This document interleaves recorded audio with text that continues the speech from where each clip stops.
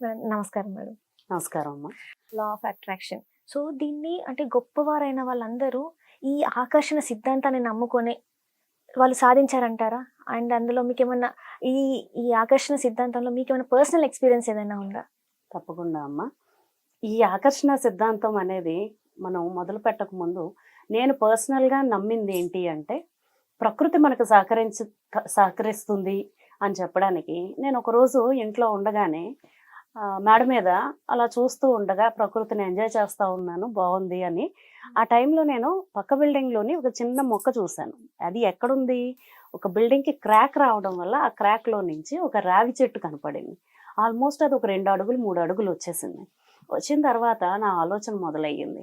ఏంటి ఇది, ఇక్కడ విత్తనం ఎవరు వేశారు, అక్కడ సాయిల్ లేదు, వాటర్ లేదు, అంత చక్కగా పెరిగింది అని చెప్పి నాకు అప్పుడు అనిపించింది, ఈ ప్రకృతి ఎంత మ్యాజిక్ చేస్తుంది కదా అసలు.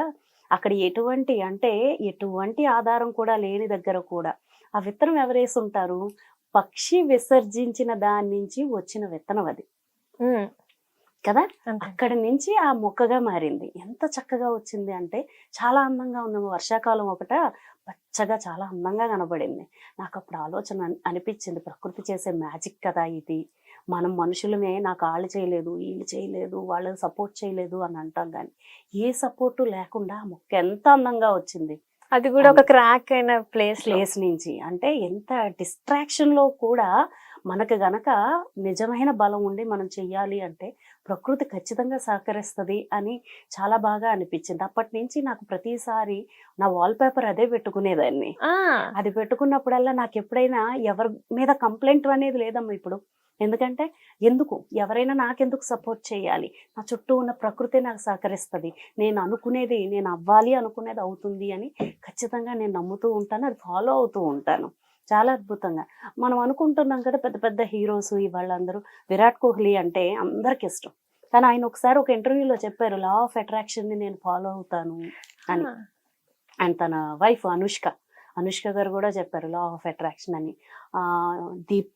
దీపికా పడుకునే, సో ఆవిడ కూడా చెప్పారు. మీరు ఇంటర్వ్యూస్ చూస్తూ ఉంటే మీకు తెలుస్తుంది, చాలా మందికి ఈ లా ఆఫ్ అట్రాక్షన్ అనేది తెలుసు, వాళ్ళు నమ్ముతున్నారు, అదే విధంగా వాళ్ళు ముందుకు వచ్చారు చాలా. అలాగే మన రామ్ చరణ్ గారు, సో ఒక్కసారి ముందు గమనిస్తే రామ్ చరణ్ గారు వచ్చినప్పుడు చిరంజీవి కొడుకు కాబట్టి సినిమా చూస్తున్నాం అనేవారు. అవును. అలాంటిది ఇప్పుడు రామ్ చరణ్ గారికి ఒక fan base, separate fan base వచ్చింది. ఆయన లా ఆఫ్ అట్రాక్షన్ నేను నమ్ముతాను అని ఆయన చెప్పడం కూడా జరిగింది. అలా చాలా మంది అమ్మ. ఇవన్నీ కాదు కానీ మీకు ఇది తెలుసా, మనకి డ్రీమ్ అని ఒక మాట ఉంది. ఎవరన్నారో మీకు ఏమన్నా గుర్తుందా? అబ్దుల్ కలాం గారు. ఎస్, ఆయన ఏమని చెప్పారు, థాట్స్ బికమ్ యాక్షన్స్ అన్నారు. సో మీ ఆలోచన ముందు మీరు కలగనండి, మీరు ఏం అవ్వాలనుకుంటున్నారో దానికి ఆలోచించండి, అవి మీ ఆలోచనలే యాక్షన్స్ గా మారుతాయి అన్నారు. ఆయన కూడా అది నమ్ముతున్నట్టే కదా. అంతే ఇదంతా కూడా ప్రకృతి చుట్టూ తిరుగుతున్నాం మనందరం. సో ప్రకృతిలో ఐక్యమైపోయి ఉన్నాం మనం. సో మన ఆలోచనలు కనుక ప్రకృతి రిలేటెడ్ గా ఉంటే ఖచ్చితంగా మనం అనుకున్నది సాధించగలం. అందరికీ ఒకే అవకాశం ఉన్నప్పటికీ కూడా మనం రకరకాలుగా ఎందుకుంటున్నాము అంటే మన ఆలోచన విధానం మార్చుకుంటే ఈ ప్రకృతి మనకు సహకరిస్తుంది. ఇది ఒక అద్భుతమైన విషయంగా చెప్పుకోవచ్చు. ఎక్కడ చూసినా మీకు కనపడుతుంది ఇలాంటి ఆలోచన గనక. అందుకే పెద్దలు చెప్పారు, చాలా సంవత్సరాల క్రితం నుంచి కూడా ఇది వస్తూనే ఉంది. యద్భావం తద్భవతి, నువ్వు ఏ విధంగా భావిస్తున్నావో అదే విధంగా నీకు జరుగుతుంది అని. నువ్వు మంచి కోరుకో, మంచి జరుగుతుంది. నువ్వు చెడుగా అనుకో, నాకెప్పుడు ఇంతే, నేను ఎప్పుడు ఇంతే అని అనుకున్నావో నీకు అదే జరుగుతుంది. నువ్వు ఏది ఆలోచిస్తున్నావో అదే వస్తుంది. నువ్వు ప్రకృతిని కోరుకునేటప్పుడే నువ్వు ఏం కావాలనుకుంటున్నావు అది కోరుకోవాలి, అదే నీకు వస్తుంది అన్నమాట. ఇక్కడ నాకు ఒక చిన్న డౌట్ ఉంది. అయితే యాక్చువల్లీ ఏమైందంటే, నేను కొంతమందిని చూస్తాను అన్నమాట, వాళ్ళు బాధగా ఉండడం అండ్ ఏడుస్తూ ఉండడం, ఇలాంటివన్నీ ఏంటంటే అదంతా నెగిటివ్ ఎనర్జీని మనం అట్రాక్ట్ చేస్తున్నట్ట.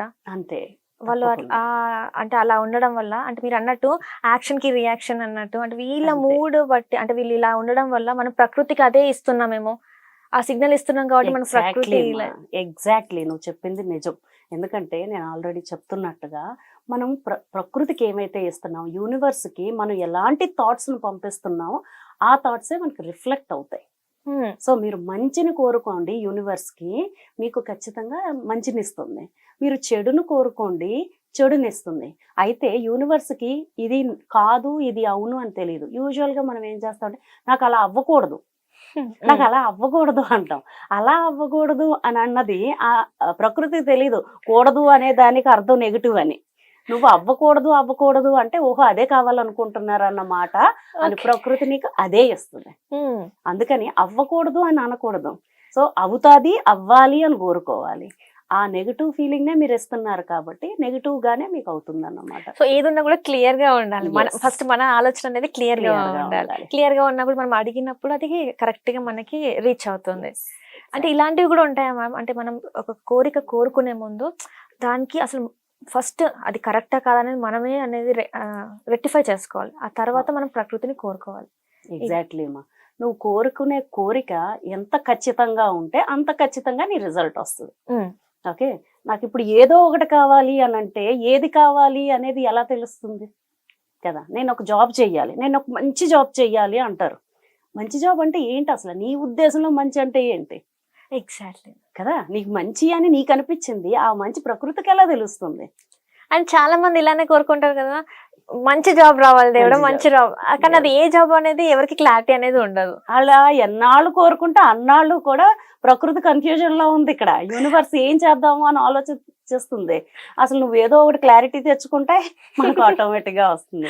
కానీ మంచిది అని అంటే ఓకే మంచిది అంటున్నాడు కదా, చూద్దాం అసలు ఏ మంచి కోరుకుంటున్నాడు అని అది అలా వెయిట్ అవుతుంది. అలా కాకుండా నాకు ఇది కావాలి అని యూనివర్స్ ని కనుక్కోవాలి, స్పెసిఫై గా నొక్కి చెప్పాలి.